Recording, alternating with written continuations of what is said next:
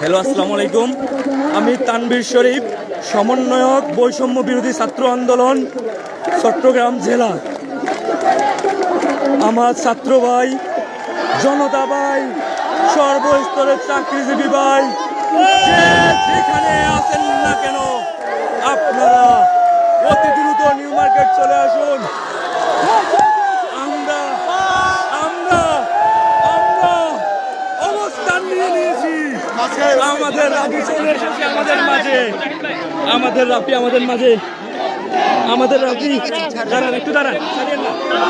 আমাদের রাফি আমাদের মাঝে চলে এসেছে। আমরা সমন্বয়ক বিন্দু চলে এসেছি। আপনারা কেন বাসায় বসে আছেন? আপনারা চলে আসুন। আমরা মাঠ